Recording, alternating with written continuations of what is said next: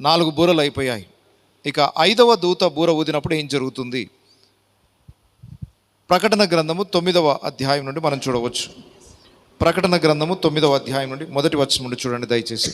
5వ దూత బూర ఊదినప్పుడు ఆకాశం నుండి భూమి మీద రాలిన యొక్క నక్షత్రమును చూచి తిని, అగాధం యొక్క తాళపు చెవి అతనికి ఇయ్యబడెను. అతడు అగాధము. దేని తాళపు చెవి ఇచ్చాడు? అగాధం. అగాధం అంటే ఏంటో చెప్పాను నేను. ఓకే, ఒక్కసారి చూడండి. భూమి ఉన్నది.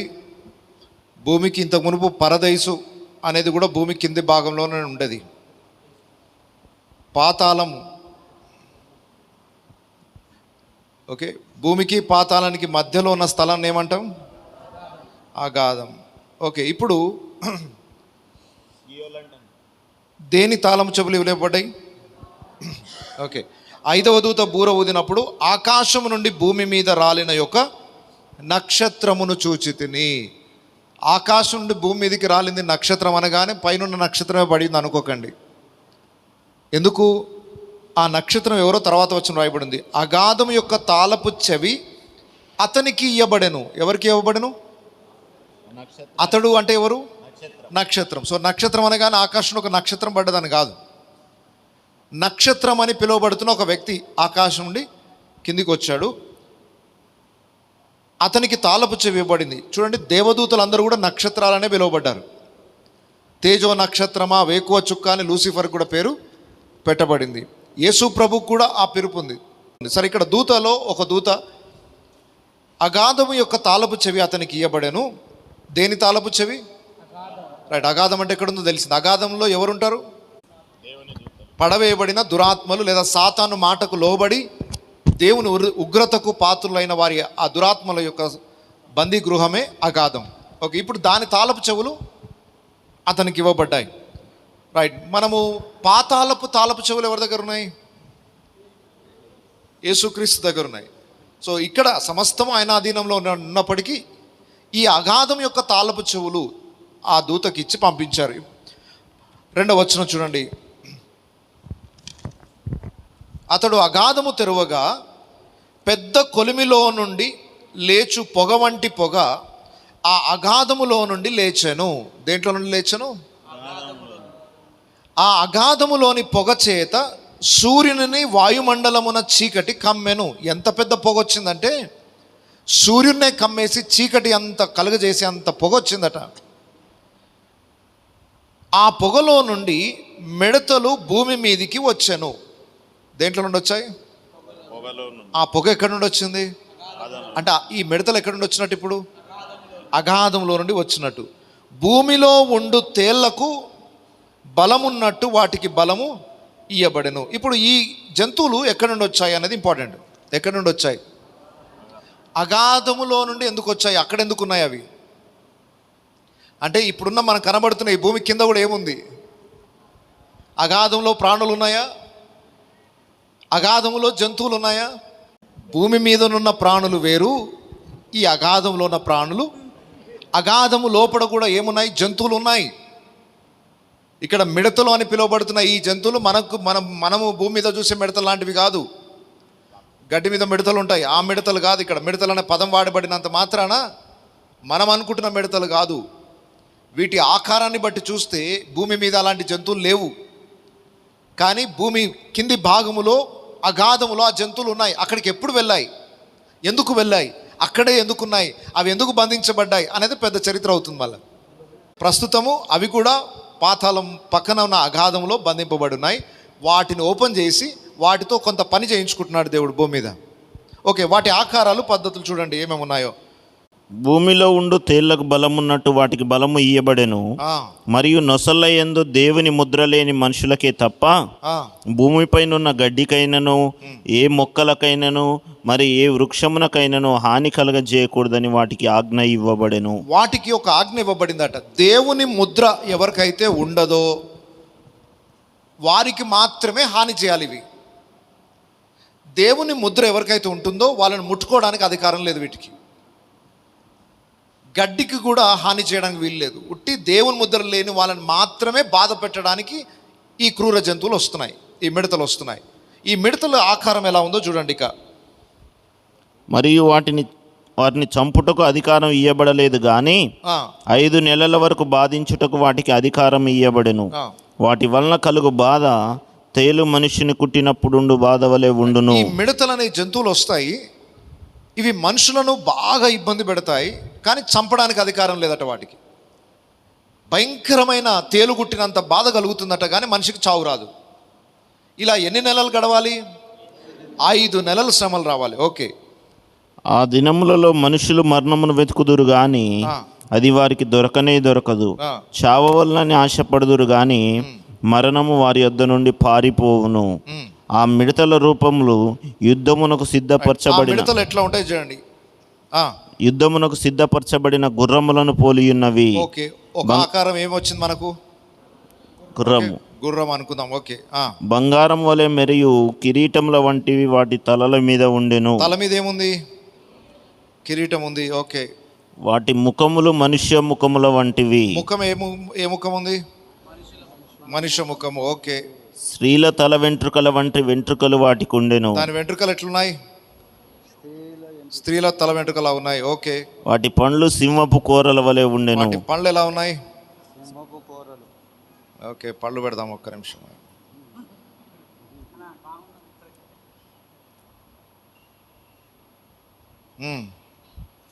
ఇనుప మైమరుపుల వంటి మైమరువులు వాటికి ఉండెను. వాటికి ఇనుప మైమరువు. ఓకే. వాటి రెక్కలతోని యుద్ధమునకు పరుగెత్తునట్టి విస్తారమైన గుర్రపు రథముల ధ్వని వలె ఉండెను. వాటికి రెక్కలు ఉన్నాయి. ఓకే. తేళ్ల తోకల వంటి తోకలను కొండ్లను వాటికి ఉండెను. 5 నెలల వరకు వాటి తోకల చేత మనుషులకు హాని చేయుటకు వాటికి అధికారం ఉండెను. ముస్లిమ్స్ దర్గాల మీద ఉంటాయి చూసారా? వాళ్ళకి అదెందుకు ఇమాజినరీ పిక్చరో, అది దర్గాల మీద ఎందుకు వేసుకుంటారో నాకు ఇప్పటివరకు తెలియదు. మీ ముస్లిం ఫ్రెండ్స్ ఉంటే అడగండి, దానికి మీకు సంబంధం ఏంది అసలు? రైట్. అసలు ఆ ఇమేజ్ అనేది వాళ్ళకి ఎందుకు వచ్చింది? మీరు చైనీస్ డ్రాగన్స్ కూడా చూస్తే విచిత్రమైన ఆకారాలు, ఆ ఆకారాలే వాళ్ళకి సింబల్స్ అయినాయి. ఎందుకైనాయి? దాని మీద ఎప్పుడైనా ఇంట్రెస్ట్ ఉంటే రీసెర్చ్ చేయండి, అది కొన్ని పాఠాలు నేర్పిస్తుంది. Okay, right. సో ఇప్పుడు ఒక విచిత్రమైన మిడతలు చూసాం మనం. మిడతలు అనగానే ఏదో గడ్డి మీద ఉన్న మిడతలు కాదు, గుర్రం లాగుంటాయి. ముఖమేమో మనిషి ముఖము, కూరలేమో సింహపు కూరలు, తల వెంట్రుకలు స్త్రీ తల వెంట్రుకలు, పైన కిరీటము, మంచి ఇనుప కవచము, దాని తోకనేమో తేలుకు ఉండే తోక కొండిల్లాగా ఉంటాయి. ఇలాంటివి కొన్ని వేల కొలది జంతువులు భూమి మీదకి వస్తాయి. ఎక్కడి నుండి వచ్చాయి ఇవన్నీ? ఇవన్నీ పాతాళం కాదు, అగాధంలో నుండి వచ్చాయి. ఈ అగాధంలో నుండి వచ్చినవి ఎందుకు అగాధంలోకి వెళ్ళినాయనే చెప్పను. అగాధంలో నుండి బయటకు వచ్చాయి. ఆ బయటికి వచ్చినవి మనుషులను బాధ పెట్టడానికి వాటికి అనుమతి ఇవ్వబడింది, చంపడానికి మాత్రం పర్మిషన్ లేదు. ఎట్లా బాధ పెడతాయి ఇవి? వాటి తోకతో కాటేస్తే తేలుగుట్టినంత బాధ కలుగుతుందట. మనుషులు ఆ బాధ తట్టుకోలేక చావును పరిగెత్తుతారట. చచ్చిపోతే బాగుండు అని పెద్ద పర్వతం మీద నుండి దూకినా కాలు చేతులు ఇరిగి హాస్పిటల్ అడ్మిట్ అవుతారే తప్ప మరణం మాత్రం రాదు. ఆల్రెడీ అది కాటేసిన నొప్పితో సహా మళ్ళీ పట్టీల నొప్పు, మళ్ళీ ఆల్రెడీ బిల్డింగ్ మీద పడ్డందుకు హాస్పిటల్లో పడితే మళ్ళీ హాస్పిటల్కి వచ్చి కుట్టిపోతాయి అవి. సో ఎక్కడికి వెళ్ళినా భయంకరమైన హింస. ఎన్ని నెలలు? 5 నెలలు. ఎన్నో బూర ఊదినప్పుడు జరుగుతాయి ఇవి? 5వ బూర. మీకు ఇంకో విచిత్రమైన విషయం చెప్పాలా? మనకందరికీ దేవుని ముద్ర ఉంటుంది కదా. మనం రోడ్డు మీదకి వెళ్ళేసరికి అవి మనం చూసి భయపడి పారిపోతాయి. మనకు హాని చేయడానికి వాటికి అధికారం లేదు. ఇది ఎంత విచిత్రంగా ఉంటుందో చెప్తున్నాను.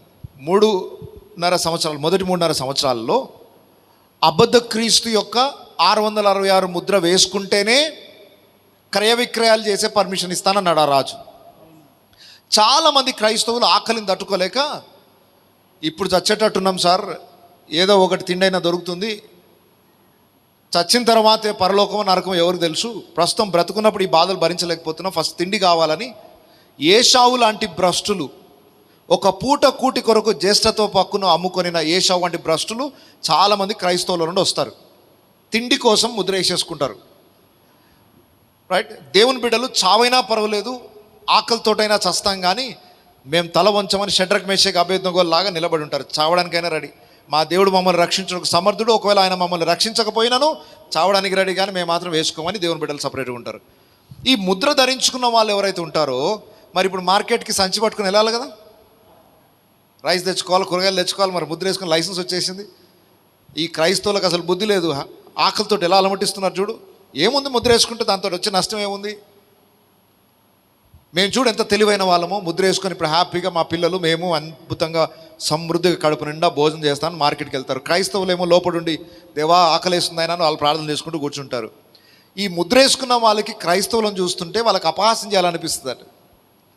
ఏం బుద్ధిహీనులు ఈ క్రైస్తవులు, దేవుడు దేవుడు అనుకుంటూ ఆకలితో చేస్తున్నారు, పిల్లల్ని ఆకలితో చంపుతున్నారు అని ఎగతాళి చేసుకుంటూ రోడ్డు మీదకి వెళ్ళగానే మిడతలు వస్తాయి.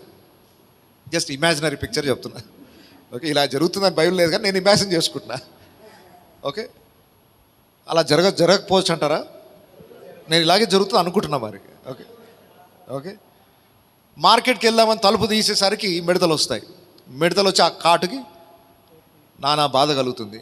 బయటికి వెళ్తేనేమో మిడతల భయం, లోపలనే ఉంటే వాళ్ళకు కూడా ఏమవుతుంది ఇప్పుడు ఆకలి. ఇప్పుడు ముద్రేసుకున్నందుకు ఏమైనా బెనిఫిట్ అయిందా వాళ్ళకి?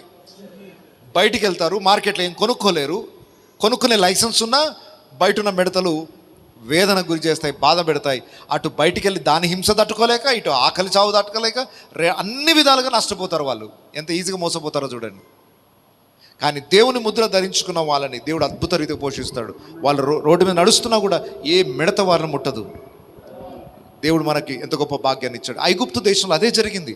10 రకముల తెగుళ్ళు ఐగుప్తీయుల మీదకి వచ్చినా ఏ తెగులు ఇజ్రాయెల్ని ముట్టలేదు. కప్పలు వేల సంఖ్యలో ఐగుప్తు అంతా నింపేశాయి. ఇజ్రాయెల్లో పొలిమేరలకు కూడా రాలేదు అవి. సేమ్ అదే జరగబోతుంది. క్రైస్తవుల గృహాల్లో ఏ తెగులు రావడానికి వీల్లేదు. ఆ టైంలో దేవుని యొక్క కాపుదల్లో వాళ్ళు ఉంటారు. అయితే హతసాక్షులు అయ్యే వాళ్ళు హతసాక్షులు అవుతూనే ఉంటారు. దేవుడు ఎవరినైతే మరణానికి అప్పగించాలనుకున్నాడో వాళ్ళ సంఖ్య పూర్తి అయిపోతూనే ఉంటుంది, కానీ అందరినీ అప్పగించాడు. సో ఆ 3.5 సంవత్సరాలు మరి క్రైస్తవుడు ఎలా జీవించాలి? ఆ 3.5 yearsలో ఈ మిడతలు కూడా వస్తాయి కదా. ఈ మిడతల ద్వారా వచ్చే బాధ అన్యజనులకైతే, అబద్ధ క్రీస్తు ద్వారా సంఘము హింసింపబడుతూనే ఉంటుంది. ఒకవైపు మనకు భోజనాలు ఇవ్వడు, మనం ఏమి బయట మార్కెట్కి వెళ్ళి తెచ్చుకునే అవకాశం దొరకదు.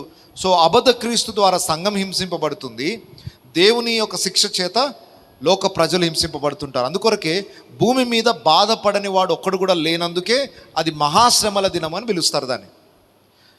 ఆ సమయంలో బాధపడని వాడు ఒక్కడు కూడా ఉండడు, అందరూ బాధపడాల్సి వస్తుంది. అటు దేవుని బిడ్డలు, అటు అన్యజనులు. అయితే దేవుని బిడ్డలనేమో అబద్ధ క్రీస్తు బాధ పెడుతుంటాడు, లోకంలోనున్న భక్తిహీనులందరినీ కూడా దేవుడు శిక్షిస్తూ వారిని బాధ పెడుతూ ఉంటాడు. సో ఇప్పుడు 5వ దూత బూర ఊదినప్పుడు ఏం జరుగుతుందో మనకు తెలిసిపోయింది. దాని గుణలక్షణాలు లాంటివి కూడా అర్థమైపోయాయి.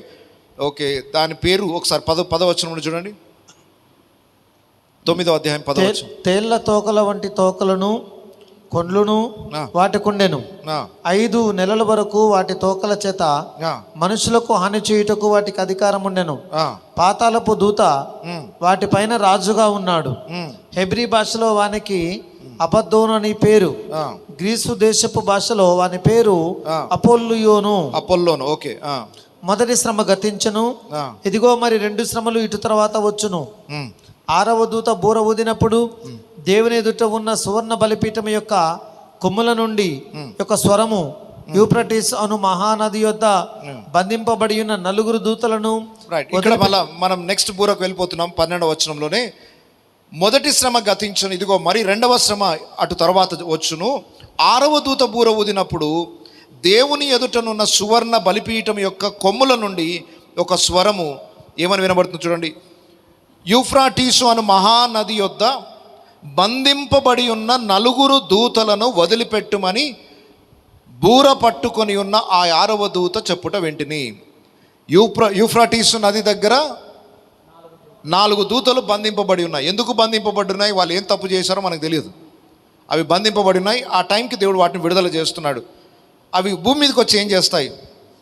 చదవండి 14వ వచనం. ఆ మనుష్యులలో 3వ భాగమును సంహరింపవలనని అదే సంవత్సరమున, అదే నెలలో, అదే దినమున, అదే గంటకు సిద్ధపరచబడి ఉండిన ఆ 4 దూతలు వదిలిపెట్టబడిరి. ఎందుకు వదిలిపెట్టబడ్డారు? మనుషులలో 3వ భాగమును సంహరింపవలనని అదే సంవత్సరమున, అదే నెలలో, అదే దినమున, అదే గంటకు సిద్ధపరచబడి ఉండిన ఆ నలుగురు దూతలు వదిలిపెట్టబడి. నెక్స్ట్ 16-17 వచనాలు చూడండి. గుర్రపు రౌతుల సైన్యముల లెక్క 20 కోట్లు, వారి లెక్క ఇంత అని నేను వింటిని. మరియు నాకు కలిగిన దర్శనమందు ఇలాగు చూచితిని, ఆ గుర్రములకును వాటి మీద కూర్చుండి ఉన్న వారికిని నిప్పు వలె ఎరుపు వర్ణము, నీల వర్ణము, గంధక వర్ణముల మైమరువులుండెను. ఇక్కడ ఒక రకమైన జంతువులు కనబడుతున్నాయి. ఇక్కడ ఒక రకమైన జంతువులు. ఎన్ని జంతువులు అవి? ఎన్ని గుర్రాలు అవి? ఎరుపు వర్ణము, నీల వర్ణము. సంఖ్య ఎంత? వాటి సంఖ్య ఎంత? 20 కోట్లు. 20 కోట్ల గుర్రములు ఎవరి చేతికి అప్పగించబడ్డాయి? ఆ నలుగురు ఎవరైతే దూతలు విడిచిపెట్టబడ్డారో వారికి ఈ సైన్యాన్ని అప్పగించబడ్డాయి. వీటి చేత మరలా భూమి మీద ఉన్న ప్రజలకు నష్టం కలగబోతుంది. మనుషులను చంపడానికి వాళ్ళకి అధికారం ఇవ్వబడింది. 3వ వంతు మనుషులు ఆ రోజు చంపబడతారట అదే సమయానికి. రైట్, ఒకసారి మళ్ళీ చూడండి. 16 నుండి మళ్ళీ ఒకసారి చూడండి. గుర్రపు రౌతుల సైన్యముల లెక్క 20 కోట్లు, వారి లెక్క ఇంత అని నేను వింటిని. మరియు నాకు కలిగిన దర్శనమందు ఇలాగు చూచితిని, ఆ గుర్రములకును వాటి మీద కూర్చుండి ఉన్న వారికిని నిప్పు వలె ఎరుపు వర్ణము, నీల వర్ణము, గంధక వర్ణముల మైమరువులుండెను. ఆ గుర్రముల తలలు సింహపు తలల వంటివి. రైట్, దీన్ని మీరు బొమ్మ గీసుకోవచ్చు తర్వాత. ఓకే, వాటి నోళ్లలో నుండి అగ్ని, ధూమ, గంధకములు బయలువెడలుచుండెను. ఆ 3 దెబ్బల చేత అనగా వీటి నోళ్లలో నుండి బయలువెడలుచున్న అగ్ని, ధూమ, గంధకముల చేత మనుషులలో 3వ భాగము చంపబడెను. ఒక్క నిమిషం. ఈ జంతువుల చేత, ఈ క్రూర జంతువుల చేత మనుషులు చంపబడతారు, అంతేనా? 6వ దూత బూర ఊదినప్పుడు ఒక విచిత్రమైన జంతువులు వస్తాయి.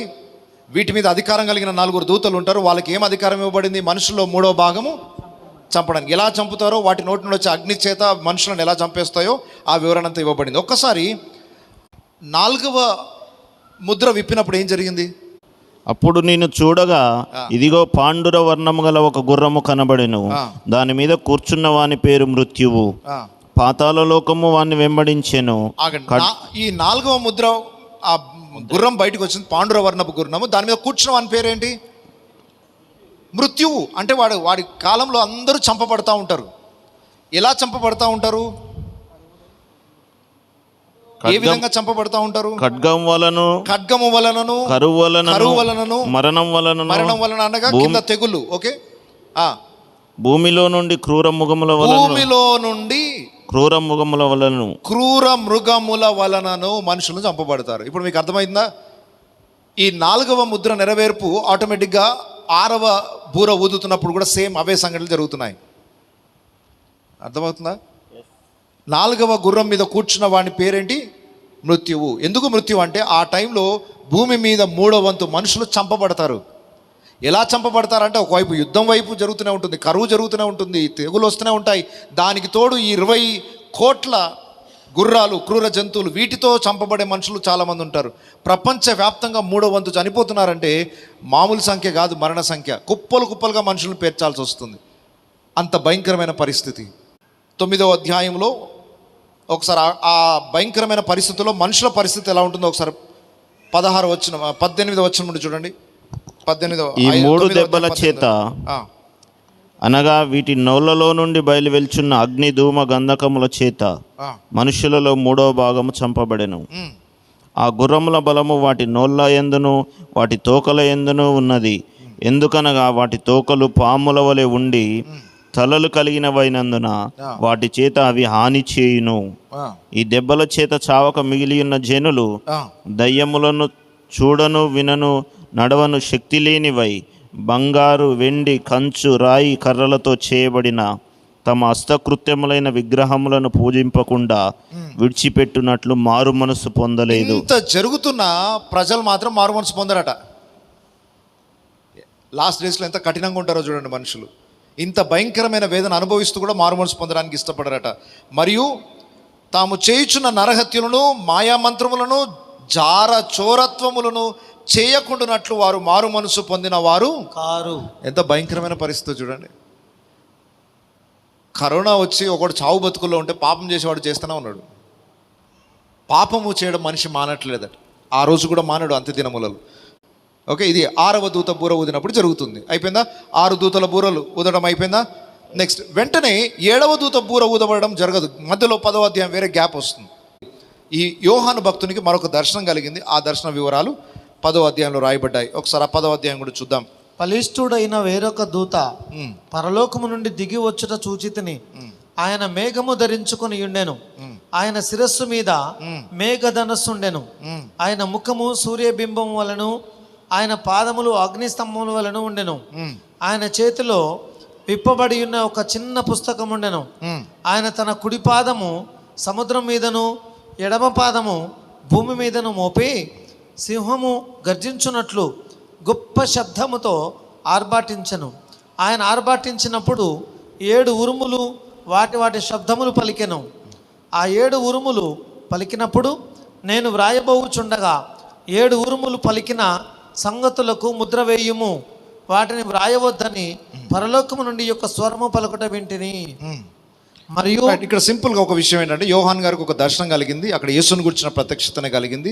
ఆయన మాట్లాడుతున్నప్పుడు 7 ఉరుముల శబ్దం వినబడింది. అది మాత్రం చెప్పకు, దాని గురించి రాయకు అన్నాడు. నేను ప్రకటన గ్రంథం ఇంట్రడక్షన్లో చెప్పాను, కొన్ని విషయాలు దేవుడే బయలుపరిచాడు, కొన్ని ఇతర లేఖనాల ద్వారా బయలుపరచబడతాయి, కొన్ని మర్మంగా ఉంచాడు. దేవుడు మర్మంగా ఉంచిన వాటిని మళ్ళీ మనం వివరించే ప్రయత్నం చేశామంటే తప్పు చేసినట్టు అవుతుంది. ఓకే, అక్కడ ఉన్న దాంట్లో యాజ్ టీజ్గా ఆ దర్శనాన్ని మనసులో పెట్టుకోండి. వాటిని మర్మముగా ఉంచమని దేవుడే చెప్పాడు. అందులో ఏముందో, ఆ ఉరుములో ఏముందో. ఓకే, 5వ వచనం. మరియు సముద్రం మీదను భూమి మీదను నిలిచి ఉండగా నేను చూచిన ఆ దూత తన కుడి చెయ్యి ఆకాశము తట్టు ఎత్తి పరలోకమును అందులో ఉన్న వాటిని, భూమిని అందులో ఉన్న వాటిని, సముద్రమును అందులో ఉన్న వాటిని సృష్టించి యుగ యుగములు జీవించుచున్న వాని తోడు ఒట్టు పెట్టుకొని ఇక ఆలస్యం ఉండదు గాని 7వ దూత పలుకు దినములలో అతడు బూర ఊదబోచుండగా దేవుడు తన దాసులకు ప్రవక్తలకు తెలిపిన సువార్త ప్రకారము దేవుని మర్మము సమాప్తమగునని చెప్పాను. రైట్, ఇక్కడ వినండి. ఇక్కడ ముందే ప్రొక్లమేషన్ అంటే ఒక ప్రకటన జరుగుతుంది. ఇదిగో 7వ దూత బూర ఊదబోచున్నాడు. ఊదినప్పుడు ఏం జరుగుతుంది? ప్రవక్తల నోట ఎన్నో సంవత్సరాల నుండి ప్రవచింపబడుచున్న ఆ సువార్త మర్మము సమాప్తమగుచున్నది. 7వ దూత బూర ఊదినప్పుడు సువార్తకు ద్వారాలు మూయబడతాయి. అంటే అప్పటి వరకు సువార్త ప్రకటింపబడుతూనే ఉండాలి. కడబూరం రోగేంత వరకు. ఒక్కసారి కడబూరం రోగిందా సువార్త మర్మము మూయబడుతుంది. అర్థమవుతుందా అండి? ఇప్పుడు చెప్పండి, ఇప్పుడు 7 బూరలు ఏ సీజన్లో, ఏ కాల పరిధిలో, 7 సంవత్సరాల శ్రమల కాలంలో ఎప్పుడు ఊదబడితే ఈ ప్రవచనం కరెక్ట్గా నెరవేరుతున్నట్లు? 7 సంవత్సరాల శ్రమల కాలం స్టార్ట్ అయిన తర్వాతనా, కాకముందేనా? 7 దూతల బూరలు ఊదేది ఎప్పుడు? 7 ఏళ్ల శ్రమల కాలంలో మొదటి అర్ధవారంలో, మొదటి 3.5 సంవత్సరాలలో ఈ 7 బూరలు ఊదబడతాయి. ఓకే, అంటే మొదటి 3.5 సంవత్సరాలు ఖచ్చితంగా సంఘము భూమి మీద ఉండి తీరాల్సిందే. అప్పటి వరకు సంఘము కూడా శ్రమలు అనుభవించాల్సిందే. సో ఇప్పుడు 7వ దూత బూర ఎప్పుడు ఊదబడుతుంది అనేది 11వ అధ్యాయంలో 2వ భాగంలో మనకి ఇవ్వబడింది. ఓకే, అయితే 11వ అధ్యాయం 2వ భాగంలోనికి వెళ్ళక మునుపు 11వ అధ్యాయంలో మరికొన్ని విషయాలు మన కొరకు రాయబడ్డాయి. సో కడబూరం రోగకు మునుపు మొదటి అర్ధవారంలో ఏమేమి జరుగుతాయో మనం ఇప్పుడు తెలుసుకుందాం. ఓకేనా? మొదటి అర్ధవారంలో 7 బూరలు ఊదబడతాయి. దాంట్లో లాస్ట్ బూర ఇంకా మనం ధ్యానించలేదు ఏం జరుగుతుందో. 6 బూరల వివరణ అయిపోయింది. ఒకవైపు అబద్ధ క్రీస్తు పరిపాలన జరుగుతూ ఉంటుంది. ప్రపంచమంతా ఆ రాజు చేతి కింద ఉంటుంది. అతడు ఒక విగ్రహాన్ని పెడతాడు, దాంతో మాట్లాడిస్తాడు. నమ్మిన వారిని సైతం మోసపుచ్చడానికి అద్భుత కార్యాలు, సూచక్రియలు చేస్తాడు. విశ్వాసులు చాలామంది విశ్వాస భ్రష్టులు అయిపోతారు. కొద్దిమంది మాత్రమే విశ్వాసాన్ని కాపాడుకుంటారు. వారి ఓర్పు అక్కడ పరీక్షింపబడుతుంది. సో దేవుని సంఘము కల్తీ అంతా కొట్టివేయబడుతుంది. ఈ 3.5 సంవత్సరాల శ్రమలలో సంఘము శుద్ధీకరించబడుతుంది. పొట్టంతా ఎగిరిపోతుంది. ఈరోజు వేల సంఖ్యలో కనబడుతున్నారు క్రైస్తవులు. ఆ టైంలో గట్టిదేంటో పొట్టేంటో అర్థమైపోతుంది. రియల్ సంఘం కొరకు యేసుప్రభు వస్తున్నాడు, పొట్టు కోసం కాదు. నిజమైన విశ్వాసం అగ్నిలో వేయబడి పుటం వేయబడినట్లుగా శుద్ధ సువర్ణంగా మారిన ఆ సంఘం కొరకు దేవుడు రాబోతున్నాడు. అలా మార్చడానికే ఈ 7 ఏళ్ల శ్రమల కాలంలోని మొదటి 3.5 సంవత్సరాలు. ఓకే, సో ఇప్పుడు ఈ మొదటి అర్ధవారంలో జరగబోయే మరొక సంఘటన గురించి 11వ అధ్యాయంలో వివరణ ఉంది. 11వ అధ్యాయం మొదటి వచనం నుండి చూడండి. ఇక మరియు ఒకడు చేతి కర్ర వంటి కొలకర్ర నాకిచ్చి, నీవు లేచి దేవుని ఆలయమును బలిపీఠమును కొలత వేసి ఆలయములో పూజించు వారిని లెక్క పెట్టుము. ఆలయమునకు వెలుపటి ఆవరణమును కొలత వేయక విడిచిపెట్టుము. అది అన్యజనులకు ఇయ్యబడెను. వారు 42 నెలలు పరిశుద్ధ పట్టణమును కాలితో త్రొక్కుదురు. నేను నా 2 సాక్షులకు అధికారం ఇచ్చేదను. వారు గోనెపట్ట ధరించుకొని 1260 దినములు. ఇక్కడ ఒక కాల పరిధి రాయబడింది. ఎన్ని నెలలు? 42 నెలలు. 42 నెలలు అన్యజనులు దేవాలయం మందిరం ఆవరణం ఇంకా తొక్కడానికి నేను పర్మిషన్ ఇస్తాను అన్నాడు. నెక్స్ట్ 2 సాక్షులను గురించిన ప్రస్తావన మీకు కనబడుతుంది. నేను నా 2 సాక్షులకు అధికారము ఇచ్చేదను. వారు గోనె పట్ట ధరించుకొని 1260 దినములు ఏం చేస్తారు? ప్రవచిస్తారు. సో గమనించండి, మొదటి అర్ధవారం అనగా 3.5 years, ప్రతి నెలకు 30 రోజుల చొప్పున తీసుకోవాలి మనం. 3.5 సంవత్సరాలకి ఎన్ని రోజులు అవుతుంది? 1260 రోజులు. అంటే మీరు ఒకటి గుర్తుపెట్టుకోండి, 1260 రోజులు అన్నా, 42 నెలలు అన్నా, 3.5 సంవత్సరాలన్నా, కాలములు అర్ధకాలము అన్నా కూడా సేమ్ టైం పీరియడ్. ఎన్ని చెప్పాను మీకు? 1260 రోజులన్నా, 42 నెలలన్నా, 3.5 సంవత్సరాలన్నా, కాలములు అర్ధకాలము. కాలం అంటే సంవత్సరము, కాలములు అంటే 2 years, అర్ధకాలము అంటే 6 నెలలు. ఓకే, సో ఈ కాలం, ఈ టైం పీరియడ్ ఎక్కడ చెప్పబడినా మీరు అలా క్యాల్కులేట్ చేయాలి. ఇప్పుడు మొదటి అర్ధవారములో అనగా శ్రమల కాలం స్టార్ట్ అయిన తర్వాత 3.5 సంవత్సరాలలో మరొక ప్రత్యేకమైన సంఘటన జరుగుతుంది. దేవుడు 2 సాక్షులను భూమి మీదకి పంపుతాడట. వీరు దేవుని నామాన్ని ఈ 3.5 సంవత్సరాలు ప్రకటిస్తూ ఉంటారు. ఎవరు వాళ్ళు? వాళ్ళను గుర్తుపట్టడానికి కొన్ని సూచనలు అక్కడ ఇవ్వబడ్డాయి. వారు ఎన్ని రోజులు ప్రవచనాలు చెప్తారు? వాళ్ళకి ఇవ్వబడిన సమయం ఎంత? 1260. 3.5 సంవత్సరాల టైం పీరియడ్. ఓకే, ఇప్పుడు వాళ్ళని ఎలా గుర్తుపట్టాలో ఫస్ట్ వాళ్ళు చేస్తున్న పరిచర్యను చూసి మనం గుర్తుపట్టవచ్చు. 4వ వచనం నుండి చూడండి. వీరు భూలోకమునకు ప్రభువైన వాని ఎదుట నిల్చుచున్న 2 ఒలీవ చెట్లును దీపస్తంభములై ఉన్నారు. ఎవడైనను వారికి హాని చేయనుద్దేశించిన ఎడల వారి నోట నుండి అగ్ని బయలువెడలి వారి శత్రువులను దహించి వేయును గనక, ఎవడైనను వారికి హాని చేయనుద్దేశించిన ఎడల అలాగున వాడు చంపబడవలెను. తాము ప్రవచింపు దినములు వర్షము కురవకుండా ఆకాశమును మోయుటకును వారికి అధికారము కలదు. మరియు వారికి ఇష్టమైనప్పుడెల్లా నీళ్లు రక్తముగా చేయుటకును నానా విధమైన తెగుళ్లతో భూమిని బాధించుటకును వారికి అధికారము కలదు. వారు సాక్ష్యము చెప్పుట ముగింపగానే అగాధములో నుండి వచ్చు క్రూర మృగము వారితో యుద్ధము చేసి జయించి వారిని చంపును. రైట్, ఇక్కడ గమనించండి, వాళ్ళు ఏమేం చేస్తారో రాయబడింది. వీరు భూలోకమునకు ప్రభువైన వాని ఎదుట నిలుచుండు 2 ఒలీవ చెట్లను దీపస్తంభములునై ఉన్నారు. ఎవరు వీళ్ళు? 2 ఒలీవ చెట్లు దీపస్తంభములై ఉన్నారు. 2 వ్యక్తులట. వాటిని గురించి ఇంకా కొంచెం వివరిస్తాను, ఇంకా కిందికి వెళ్దాం. వాళ్ళు ఏమేం చేస్తారు? ఇక్కడ ఒలీవ చెట్లు దీపస్తంభం అనే మాట జకర్యా గ్రంథంలో మరొకసారి ప్రస్తావించబడింది. దాని దగ్గరకు వెళ్దాం. 5వ వచనం మరొకసారి చూడండి. ఎవడైనను వారికి హాని చేయనుద్దేశించిన ఎడల వారి నోట నుండి అగ్ని బయలువెడలి. వాళ్ళ నోట నుండి ఏమొస్తుంది? అగ్ని బయలు వెళుతుంది. వారి శత్రువులను దహించి వేయును గనక, ఎవడైనను వారికి హాని చేయనుద్దేశించిన ఎడల అలాగున వాడు చంపబడవలెను. ఈ 2 సాక్షులను ఎవరైనా వచ్చి హాని చేయాలనుకున్నారు అనుకోండి, వాళ్ళకి ఏం అధికారం ఇవ్వబడింది? వాళ్ళ నోట్లో నుండి వచ్చే అగ్ని చేత వాళ్ళని కాల్చివేసే శక్తి వారికి ఇవ్వబడిందట.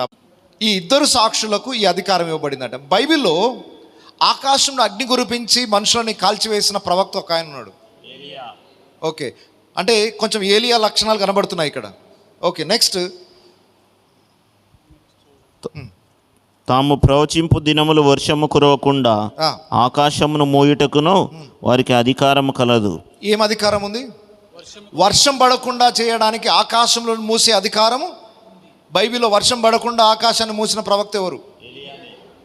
Very good. ఇంకా మరియు వారికి ఇష్టమైనప్పుడెల్లా ఆ. నీళ్లు రక్తముగా చేయుటకును నీళ్ళని రక్తముగా చేయగలరు ఎప్పుడు ఇష్టమైతే అప్పుడు. నీళ్ళని రక్తంగా చేసిన వ్యక్తి ఎవరు బైబిల్లో పాత నిబంధనలో? మోషే.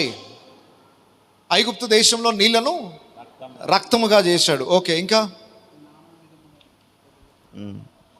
ఇక్కడ నానా విధములైన తెగుళ్లతో భూమిని బాధించుటకును వారికి అధికారం కలదు. నానా విధములైన తెగులను పంపిన ప్రవక్త ఎవరు? ఇప్పుడున్న లక్షణాలను బట్టి ఇద్దరు ఎవరిలా కనబడుతున్నారు మీరు? మోషే ఏలియాలేనా? అంతేనా? అంటే మోషే ఏలియాలు మళ్ళీ వస్తారా లాస్ట్ డేస్లో?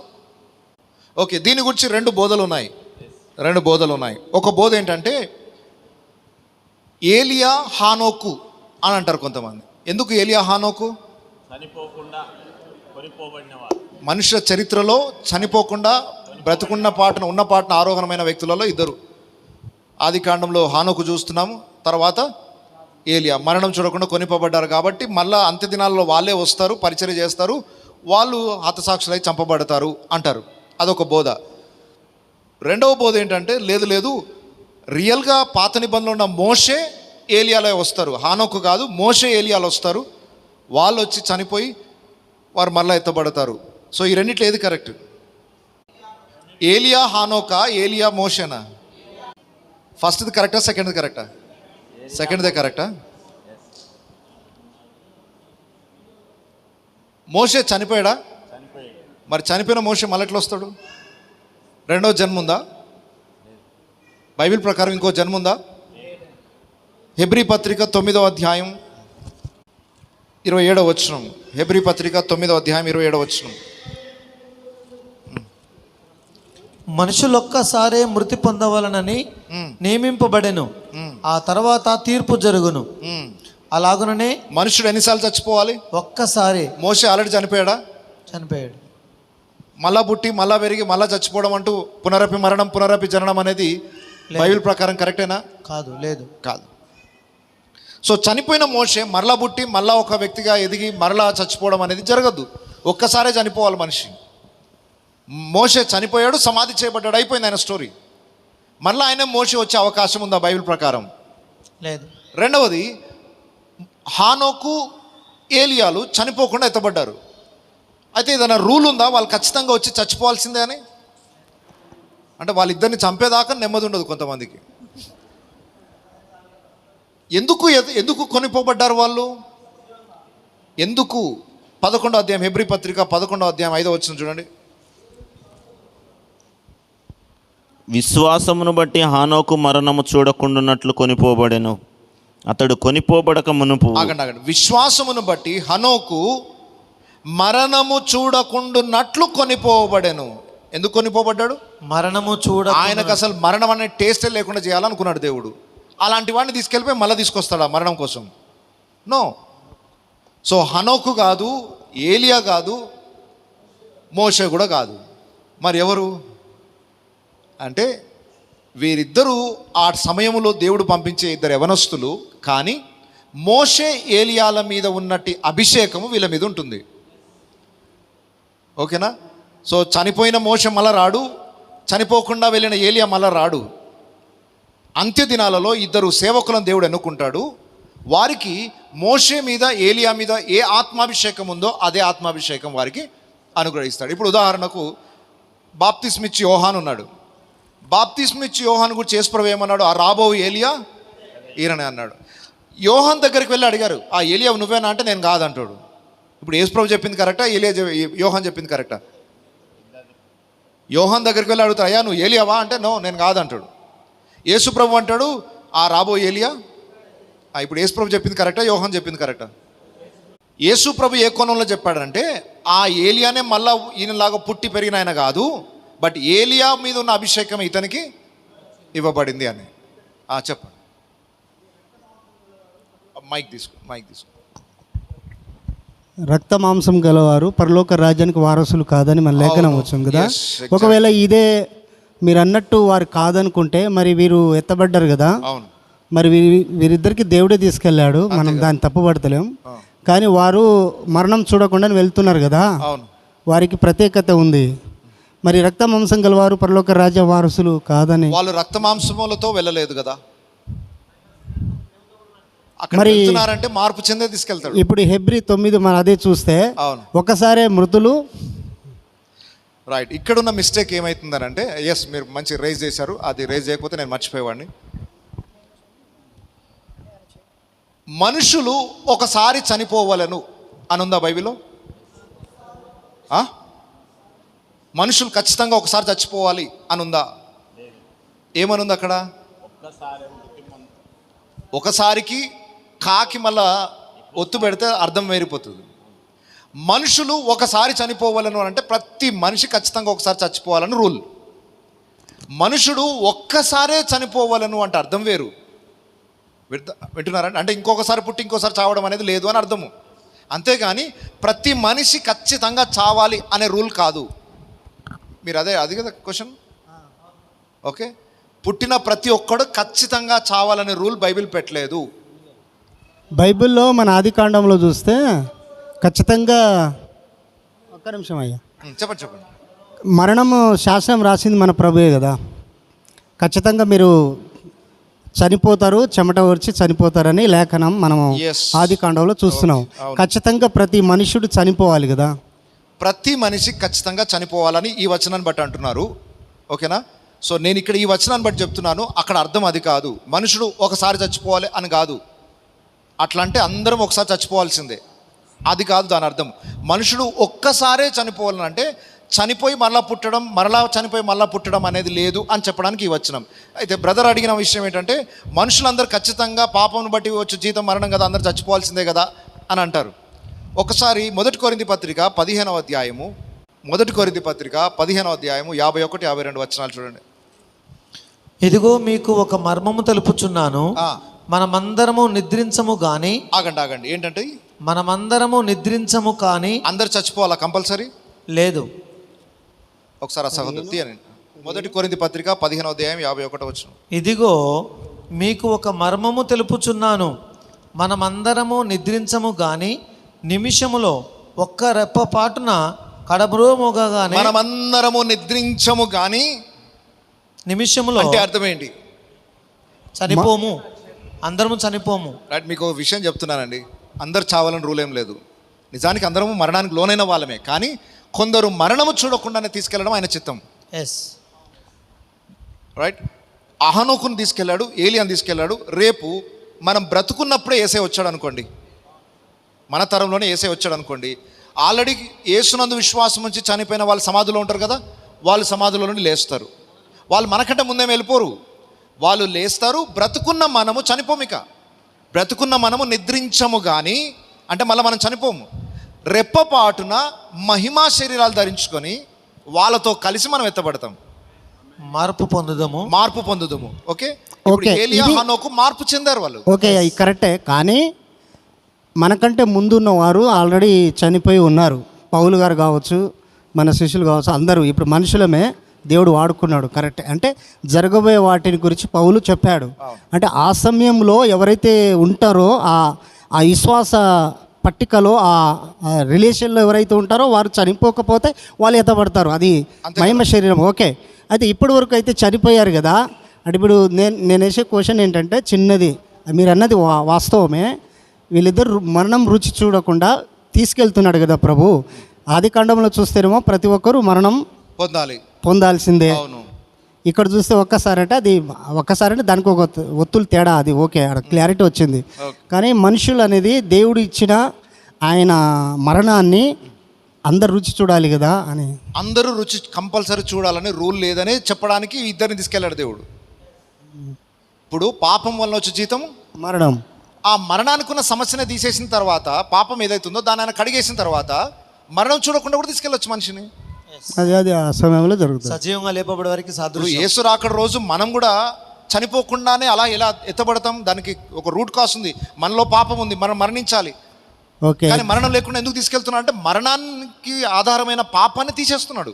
అయితే ఇది మీ దగ్గర నుంచి కొంచెం క్లారిటీ వచ్చింది. ఒక భక్తుడు చెప్పాడు ఇదే విషయంలో, నిన్న వేరే వీడియో చూశాను. అయితే వీరు తిరిగి వస్తారు, వీరు మరణం రుచి చూడలేదు కాబట్టి దేవుడు ఇతను వాడుకుంటారు వీళ్ళని, అంటే దానికి క్లారిటీ వచ్చింది. Okay, thank you. అంటే వీరు వచ్చి వీరు వాడుకొని వీరిని చంపేసి తిరిగి తీసుకెళ్తాడని చెప్పాడు.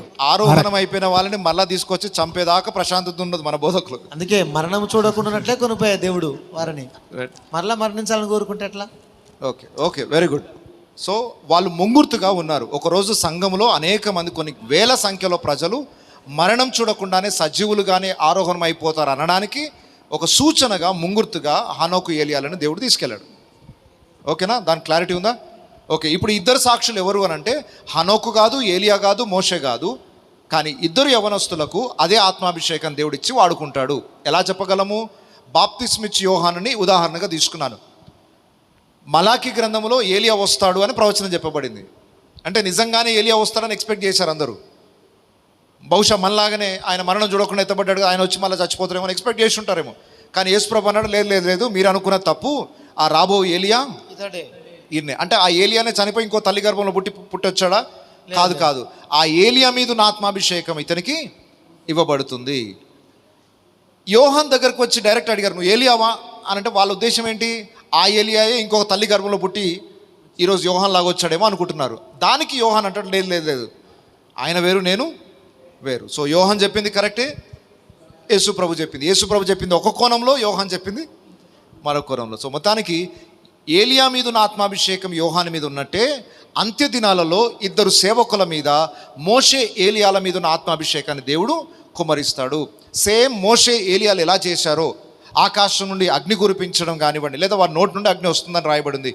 నీళ్లను రక్తముగా మార్చగలుగుతారు. వారి నోటి నుండి వచ్చి అగ్ని చేత అనేక మంది సంహరించే అధికారం వాళ్ళకు ఉంటుంది. అయితే ఈ 3.5 సంవత్సరాల లోపు వీళ్ళను మాత్రం ఎవరు హాని చేయలేరు. వాళ్ళకి ఎంత టైం ఇవ్వబడింది? 3.5 years. వాళ్ళని మీరు కత్తితో పడవండి, వాళ్ళని తుపాకులతో కాలవండి, దేవుడిచ్చిన టైం వరకు వాళ్ళు భూమి మీద చావరు. ఈ 3.5 సంవత్సరాలు ఎందుకు దేవుడు వాళ్ళని ఎన్నుకున్నాడు అని అంటే, సంఘము చివరి టైంకి వచ్చేసింది. ఇక యేసు రాకడకు సమీపమైంది, సంఘం ఎత్తబడాల్సిన టైం అయిపోయింది. సంఘమును పరిపూర్ణతలోనికి నడిపించడానికి, విశ్వాసులను బలపరచడానికి దేవుడు ఇద్దరు ప్రవక్తలను పంపుతున్నాడు. ప్రవక్తల పరిచర్య ఏంటంటే సంఘాన్ని ఉజ్జీవింపజేయడం, మరలా నిప్పు ముట్టించడం, మళ్ళీ మంట మంటించడం. ఆ లాస్ట్ డేస్లో సంఘం ఈ శ్రమలను తట్టుకోలేక విశ్వాసాన్ని వదులుకునే పరిస్థితి వస్తుంది. అలాంటి పరిస్థితుల్లో మరలా సంఘాన్ని ఉజ్జీవింపజేయడానికి దేవుడు ఇద్దరు ప్రవక్తలు ఎన్నుకున్నాడు. ఇప్పుడు చెప్పండి, వాళ్ళిద్దరిని దేవుడు దేంతో పోల్చాడంటే 2 ఒలివ చెట్లను దీపస్తంభములనై ఉన్నారు. ఒలివ చెట్లు దీపస్తంభం అనే పిక్చర్ మనకు జకర్యా గ్రంథంలో కనబడుతుంది. ఒకసారి చూడండి, జకర్యా గ్రంథము 4వ అధ్యాయం 11వ వచనం నుండి. దీపస్తంభమునకు ఇరు ప్రక్కల నుండు ఈ 2 ఒలివ చెట్లు ఏమిటనయు 2 బంగారపు కొమ్ముల నుండి సువర్ణ తైలమును కుమ్మరించు ఒలివ చెట్లకున్న 2 కొమ్మలను ఏమిటనియు నేను ఇతను అడగగా, అతడు నాతో, ఇవేమిటనియు నీకు తెలియదా అనెను. నా ఏలినవాడా, నాకు తెలియదని నేను అనగా, అతడు, వీరిద్దరూ సర్వలోకనాథుడగు యెహోవా యొద్ద నిలవబడుచు తైలము పోయి వారై ఉన్నారనెను. జకర్యా గ్రంథములోనున్న 2 ఒలివ చెట్లు ఉన్నాయి, అంతేనా? ఉన్నాయా? 2 ఒలివ చెట్లు, మధ్యలో ఒక బంగారపు కొమ్మ, దీపస్తంభం. ఓకే. ఈ ఒలివ చెట్లు వీళ్ళు ఏం చేస్తున్నారు? వీళ్ళ నుండి వచ్చిన తైలముతో ఈ దీపాలలో నూనెను పోస్తున్నారు. ఇది ఎవరి గురించిన ప్రవచనం అంటే, మొట్టమొదటిగా యెహోషువ, జెరుబ్బాబెల్ అనే 2 వ్యక్తులు ఉన్నారు. ఓకే, మీకు జకర్యా గ్రంథం యొక్క బ్యాక్గ్రౌండ్ తెలిసి ఉంటే అర్థమైపోతుంది. యెరూషలేం దేవాలయం కూల్చివేయబడింది బబులోను రాజు ద్వారా. దాన్ని తిరిగి కట్టడానికని యెరూషలేముకి మరలా తిరిగి వచ్చిన వారిలో యెహోషువ, జెరుబ్బాబెల్ అనే వ్యక్తి ఉన్నారు. ఈ యెహోషువ మోషే శిష్యుడైన యెహోషువ కాదు, ప్రధాన యాజకుడైన యెహోషువ. జకర్యా వీరిద్దరిని దేవుడు మందిర నిర్మాణం, పునర్నిర్మాణం చేయడానికి వాడుకుంటున్నాడు. ఈ సమయానికి ఏమైపోయిందంటే, ఆటంకాలు ఎదురై దేవాలయపు రిపేర్ చేయడం ఆగిపోయింది. ఆగిపోయిన తర్వాత ఈ ప్రవక్తలు వచ్చి వారిని పురుకొల్పారు. జకర్యా, హగ్గయ్య వచ్చి పని ఎందుకు ఆపేశారు, తిరిగి పని ప్రారంభించండి, దేవుడు తన శక్తి ద్వారా మిమ్మల్ని వాడుకుంటాడని వాళ్ళని బలపరిచాడు. ఈ 2 వ్యక్తులు ఎలా వాడబడతారంటే, దీపస్తంభం అనగా దేవుని సంఘము, ఇజ్రాయెల్ ప్రజలని మరలా పురికొల్పడానికి దేవుడు ఈ 2 నాయకులను వాడుకుంటాడు. ఈ 2 ఆత్మాభిషేకం పొందిన వ్యక్తులు. మీరు ఈ దీపస్తంభములో నూనె పోయి వారై ఉన్నారు. అంటే చల్లారిపోతున్న దీపాలను మీరు ఏం చేస్తారు? నూనె పోసి దాన్ని వెలిగిస్తారు. ఈ ఇద్దరి నాయకత్వంలో యెరూషలేం దేవాలయం మరలా తిరిగి కట్టబడింది. అంటే దేవుడు ఆ ఇద్దరిని వాడుకోబోతున్నాడు తన మందిరాన్ని నిలబెట్టడానికి అని అర్థం. సేమ్ ఇదే పిక్చర్ మనకు ప్రకటన గ్రంథం 11వ అధ్యాయంలో ఆ ఇద్దరు సాక్షుల గురించి వ్రాయబడింది. ఇప్పుడు చెప్పండి, ఆ ఇద్దరు సాక్షులు దీపస్తంభములు అయి ఉన్నారు, ఒలివ చెట్లు అయి ఉన్నారు. అంటే అర్థం ఏంటి? వాళ్ళు సంఘములోని భాగస్థులే, దీపస్తంభాలే.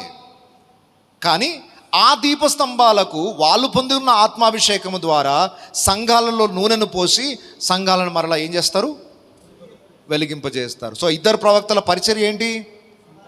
శ్రమలలో తట్టుకోలేక విశ్వాసాన్ని కోల్పోయే స్థితికి వచ్చిన సంఘాన్ని ధైర్యంగా ఉండండి, ఇంక కొంతకాలం శ్రమ అనుభవిస్తే గొప్ప మహిమలో మనం పాలు పొందుతాం అని సంఘాలను ఉజ్జీవింపజేసి 3.5 సంవత్సరాలు అద్భుతమైన పరిచర్య చేసి ఒక దీపంలో నూనె పోసినట్టుగా ఆరిపోతూ మిటుమిటుకు అంటున్న దీపాలన్నిటిని మరలా మండించే పరిచర్య ఆ ఇద్దరు సాక్షులు చేస్తారు. ఎన్ని రోజులు చేస్తారు? ఇది 3.5 సంవత్సరాలు చేస్తారు. 3.5 years తర్వాత ఏం జరుగుతుంది వాళ్ళకి?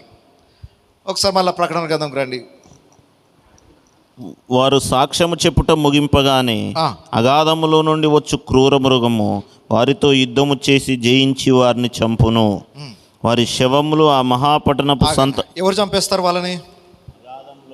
వారు సాక్ష్యము చెప్పుట ముగింపగానే. ఎప్పుడు సాక్ష్యం చెప్పడం ముగించబడుతుంది? 1260 రోజులు అయిపోగానే వాళ్ళ డ్యూటీ అయిపోయింది. అయిపోగానే ఎవరు వచ్చి చంపేస్తారు వాడిని? మీరు గమనించండి, 3.5 సంవత్సరాలు వీళ్ళు పరిచర్య చేస్తుంటే ప్రపంచంలో ఉన్న ఎవ్వరు వచ్చి వాళ్ళని ఏం చేయలేరు. అందరూ అలసిపోతారు, అమ్మో వీళ్ళని ఏం చేయలేమని. ఆ శక్తిని తట్టుకోలేక వాళ్ళ నోటి నుండి వచ్చి అగ్ని చేత చంపబడుతున్న వాళ్ళు ఉన్నారు. ఏమి హాని చేద్దామన్నా వాళ్ళతో కావట్లేదు. లాస్ట్కి హీరో లాగా వస్తాడు. ఎవరు? ఆ అగాధంలో నుండి వచ్చిన అబద్ధ క్రీస్తున్నాడు కదా, ఆయన వచ్చి ఏం చేస్తారట? వారితో యుద్ధము చేసి జయించి వారిని చంపును. ఓకే, ఇప్పుడు హీరో అయిపోతాడు ఈయన. చూసారా, ప్రపంచంలో ఎవ్వరూ చేయలేని పని మన రాజుగారు వచ్చి చేశారు. ఎంతమంది సైనికులు వచ్చి వీళ్ళిద్దరిని చంపలేకపోయారు, కానీ లాస్ట్కి ఎవరు చంపారు? మన రాజుగారే వచ్చారు. తీరా ఆయనే వచ్చి వీళ్ళతో యుద్ధం చేసి చంపేశారు. అనగానే ఇప్పుడు రాజుగారు ఇంకా హీరో అయిపోతాడు అక్కడ. అర్థమవుతుందా మీకు? చంపిన తర్వాత ఏం జరుగుతుందో చూడండి. ఎక్కడ, ఏ పట్టణంలో? వారి శవములు ఆ మహాపట్టణపు సంత వీధిలో పడియుండును. వానికి ఉపమాన రూపముగా సొదొమ అనియు ఐగుప్తు అనియు పేరు అచ్చట వారి ప్రభువు కూడా సిలువ వేయబడెను. ఈ యెరూషలేం పట్టణములోనికి కొన్ని ఉపమాన పేర్లు ఉన్నాయి. ఏం పేరు పెట్టారు దానికి? సొదొమ అనియు ఐగుప్తు అనియు. అంటే పాపపు పూరితమైన పరిస్థితిగా మారిపోయింది. దానికి ఆ ఉపమాన అలంకార రూపంగా ఆ పేర్లు పెట్టబడ్డాయి. నిజానికి అది యెరూషలేం పట్టణం. ఎందుకు యెరూషలేం పట్టణం అంటున్నాను? అక్కడ వారి ప్రభువు సిలువ వేయబడెను. సో క్రీస్తు సిలువ వేయబడిన పట్టణం ఏది? యెరూషలేం. కానీ దానికి ఉపమాన రూపంలో ఏం భాష, ఏమి పదాలు వాడబడ్డాయి? సొదొమ ఐగుప్తు. అంటే పాపపూరితమైన ప్రాంతంగా, శపితమైన ప్రాంతంగా మారిపోయింది అది. కానీ ఒకప్పుడు వారి ప్రభు ఇక్కడ సిలువ వేయబడ్డాడు. ఆ పట్టణపు వీధిలో ఈ డెడ్ బాడీస్ని పెట్టారు. మరియు ప్రజలకును వంశములకును ఆయా భాషలు మాట్లాడే వారికి జనములకును సంబంధించిన వారు 3 దినములన్నర వారి శవములను చూచుచు వారి శవములను సమాధిలో పెట్టనియ్యరు. రైట్. ఈ డెడ్ బాడీస్ని తీసుకొచ్చి ఇక సమాధి చేద్దామంటే ప్రజలు ఎవరు సమాధి చేయనియరట. ఎందుకంటే ఈ ఇద్దరిని బట్టి అన్యజనులందరూ బాధింపబడ్డారు. దేవుని బిడ్డలేమో ఉజ్జీవింపబడితే అన్యజనులు వీళ్ళని ఎంత చంపుదామన్నా, సువార్తను ఎంత ఆటంకపరుద్దామన్నా సాధ్యం కాలేదు. ఈ ఇద్దరు చనిపోగానే వాళ్ళకి సంతోషం కలుగుతుంది. బాగైంది, చంపబడ్డారు వీళ్ళు అని వాళ్ళు విందులు చేసుకుంటూ బహుమానాలు పంచుకుంటున్నారట, గిఫ్ట్లు. సంతోషకరమైన దినం ఇది. ఆ ఇద్దరు చంపబడ్డారు. మరి సమాధి చేద్దామా అంటే నో, వాళ్ళ డెడ్ బాడీస్ అట్లా పెట్టి ఎంజాయ్ చేయాలి మనం. ఓడించాడు మన రాజుగారు అని చెప్పేసి ప్రపంచం అంతా పండుగ చేసుకుంటుందంట ఆ ఇద్దరు చచ్చిపోయినందుకు. దేవుని బిడ్డలు కాదు, లోకంలో ఉన్న అన్యజనులు. 3.5 రోజుల వరకు వాళ్ళ డెడ్ బాడీస్ని సమాధి చేయనియరు. దాన్ని సెలబ్రేట్ చేసుకుంటారు, అదొక పండుగ రోజులాగా. 10వ వచనం చూడండి. ఈ ఇద్దరు ప్రవక్తలు భూనివాసులను బాధించినందున భూనివాసులు వారి గతి చూచి సంతోషించుచు ఉచ్చయించుచు ఒకరినొకడు కట్నములు పంపుకొందురు. అయితే ఆ 3 దినములన్నర అయిన పిమ్మట దేవుని యొద్ద నుండి జీవాత్మ వచ్చి వారిలో ప్రవేశించిన గనుక వారు పాదములు ఊని నిలిచిరి. వారిని చూచిన వారికి మిగుల భయము కలిగెను. అప్పుడు ఇక్కడికి ఎక్కిరండని పరలోకం నుండి గొప్ప స్వరము తమతో చెప్పుట వారు విని మేఘారురులై పరలోకమునకు ఆరోహణమైరి. వారు పోవుచుండగా వారి శత్రువులు వారిని చూచిరి. ఆ గడియలోనే గొప్ప భూకంపము కలిగినందున ఆ పట్టణములో 10వ భాగము కూలిపోయెను. ఆ భూకంపముల వలన 7,000 మంది చచ్చిరి. మిగిలిన వారు భయక్రాంతులై పరలోకపు దేవుని మహిమపరచిరి. చాలండి. ఏం జరిగిందో స్పష్టంగా అక్కడ రాయబడి ఉంది. 3.5 రోజుల తర్వాత దేవుని యొద్ద నుండి జీవాత్మ వచ్చి వాళ్ళ లోపల ప్రవేశించగానే వారు లేచి నిలబడ్డారు. అందరూ చూస్తుండగానే, వారి శత్రువులు చూస్తుండగానే ఆరోహణమైపోయి వెళ్ళిపోయారు. వారు వెళ్ళిపోతున్న సమయంలో ఏం జరిగింది? ఒక పెద్ద భూకంపం జరిగింది. ఆ పట్టణము 10వ భాగము కూలిపోయాను. ఏ పట్టణము? యెరూషలేం పట్టణం 10వ భాగం కూలిపోయింది. ఆ రోజు ఎంతమంది చచ్చిపోయారు? 7,000 మంది చచ్చిపోయారు. మిగిలిన వారు భయక్రాంతులై పరలోకపు దేవుని మహిమపరిచారు. అమ్మో అని ఒక్కసారి షాకింగ్ అయిపోయి ఆ దేవుని మహిమపరిచారు. అంటే వారి కళ్ళ ముందు ఈ ఇద్దరు వ్యక్తులు మరణం గెలిచి లేచి వెళ్ళిపోతున్నారు. దేవుడే వారిని మరణంలో నుండి జీవంలోని తీసుకెళ్ళి వారు ఆరోహణం అయిపోయి వెళ్ళిపోయారు. సో ఇది మొదటి అర్ధవారంలో జరిగే సన్నివేశం.